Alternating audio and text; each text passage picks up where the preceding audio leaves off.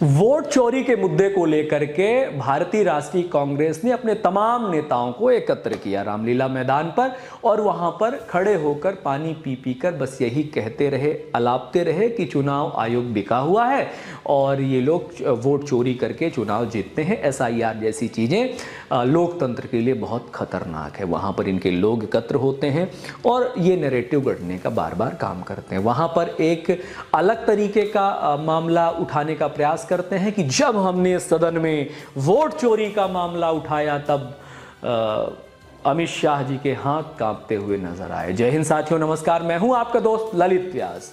तो क्या सच में अमित शाह और नरेंद्र मोदी इनके बेबुनियाद आरोपों से डरे हुए हैं, भयभीत हो रहे हैं? फिलहाल कई सारे न्यूज चैनल और मुख्य धारा से लतियाए गए कुछ पत्रकार, ध्यान रखिएगा, मुख्य धारा से लतियाए गए कुछ पत्रकार पानी पी पी कर तो यही बोलने का और यही नैरेटिव गढ़ने का प्रयास कर रहे हैं कि राहुल गांधी के बेबुनियाद आरोपों से सदन में अमित शाह घबरा गए, डर गए, हकलाने लगे, मोदी जी से बात करते नहीं बन रही है और उनके इन आरोपों को लेकर के वो रामलीला मैदान पे खड़े हुए और उनके जन सैलाब को देखने के लिए कई लोग खड़े हुए।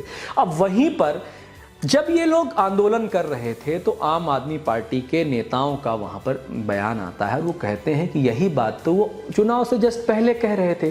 तब कांग्रेस को ये वोट चोरी का जो मुद्दा था वो काफ़ी हल्का लगा और जब हमारी जो केजरीवाल साहब हैं उनको उसी जगह पर हरा दिया गया और वहीं पर आप रैली कर रहे हैं, तो किस मुंह से आप रैली कर रहे हैं? क्योंकि आप या तो सिर्फ अपना अस्तित्व बचाने के लिए रैली कर रहे हैं या फिर आप सच में उस नैरेटिव के साथ में हैं जो हम बहुत पहले बोल रहे थे। उन्हीं के अन्य घटक दलों का वहाँ पर कोई प्रासंगिकता नहीं है। हाँ, वो सारे पत्रकार जो मुख्य धारा से लतिया दिए गए थे, वो सब पत्रकारों का वहाँ जमावड़ा जरूर देखने को मिलता है।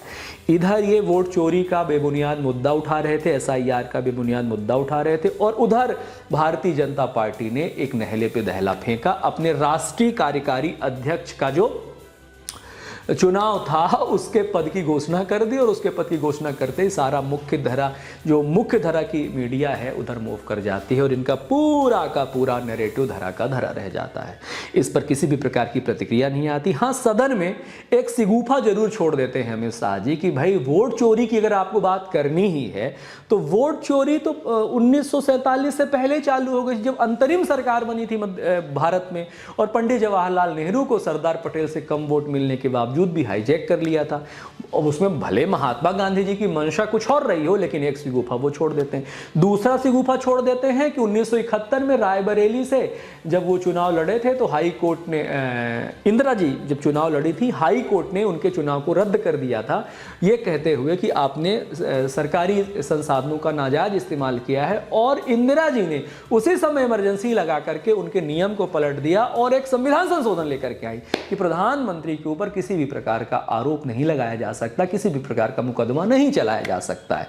अब आप बताइए। और तीसरा आरोप वो लगाते हैं कहाँ का? सोनिया गांधी जी के वोट का, कि वो यहाँ के मेंबर्स थे ही नहीं, फिर भी वो यहाँ वोट डालती थी, यहाँ की नागरिकता उन्होंने ली ही नहीं थी। तो ये 3-4 चीज़ों पर कांग्रेस इतना बुरी तरह फंसते हुए उसकी फजीहत होते नजर आती है कि वो उसके बारे में कोई भी जवाब तलाश ही नहीं पाती है। और यहाँ पर जब वो आरोप लगा रहे हैं, सरकारी संस्थाओं पर आरोप लगा रहे हैं, तो ये पाया जाता है कि वो लोग कई बार तो अपने ही सदस्यों को चीफ जस्टिस बना देते हैं। तो वो सब आंकड़े निकल करके सामने आ रहे हैं। कांग्रेस का जो पूर्व पाप है वो निकल करके सामने आ रहा है और ये जब पूर्व पाप निकल करके सामने आ रहा है तो कांग्रेस को उसके प्रोटेक्शन में उनके प्रवक्ताओं को जवाब देते ही नहीं बन रहा है। वोट चोरी, अरे वोट चोरी हो रही है तो उसका कोई सबूत भी पेश करो। वो सारे सबूत फुस हो जा रहे हैं, कोई सबूत मिल ही नहीं रहा है। तो बिना सबूतों के आधार पर उसी प्रकार चौकीदार चोर है और वोट चोरी, ये आपके सारे नैरेटिव फेल होते दिखाई दे रहे हैं। पूरे राष्ट्र में आपकी फजीहत हो रही है। आप अपनी क्रोनोलॉजी को बदलिए, आप आइडियोलॉजी को बदलिए, तब जाकर के आप प्रासंगिक होंगे और इस प्रकार से आपकी प्रासंगिकता ना के बराबर आएगी। बहुत बहुत धन्यवाद करते हैं आपको। जय हिंद, जय भारत, वंदे मातरम। ख्याल रखिए अपना।